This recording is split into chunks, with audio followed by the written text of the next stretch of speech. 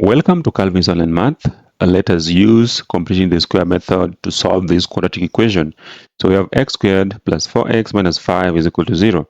So the first step would be to take this constant term to the right so that we are left with x squared plus 4x is equal to 5. And now the left hand side is incomplete. So we have to complete it by introducing a c. And for us to be able to introduce a c, we're going to use the relationship that c is given by half of b squared. So we're just going to identify b. In this case, b is 4. We're going to take half of that and square it. It is going to be our new c.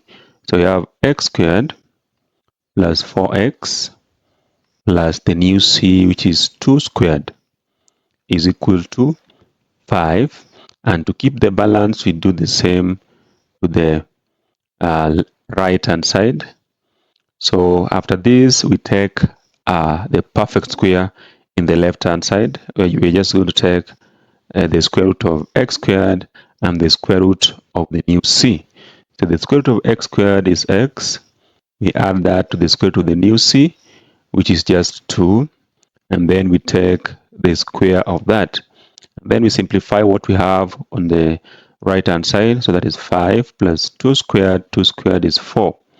So we have x plus 2 squared equals 9. So from here, we just take the square root of both sides of this equation. So we take the square root of the left and that of the right. So on the left, we have x plus 2. And on the right, we have plus or minus 3. So that x is minus 2 plus or minus 3. So there are two possible solutions according to this, that x could be minus 2 plus 3, which is just 1, or x could be minus 2 minus 3, which is minus 5. So those are the two possible solutions for the quadratic equation. So now let us check if whatever we have as the values of x are true. So remember, our equation was x squared plus 4x minus 5 equals 0. So let us check if that is true. So if we took x to be negative 5, so we're going to have negative 5 squared plus 4 into negative 5 minus 5, and we're going to check if that equals 0.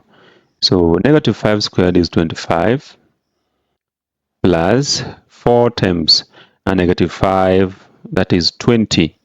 So you have minus 20 minus 5, and we check if that equals 0.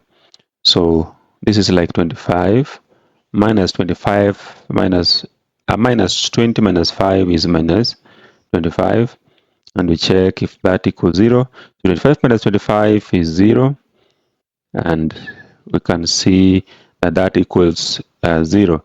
So that is for the second solution. The first solution was 1. So we also try if 1 is a true solution.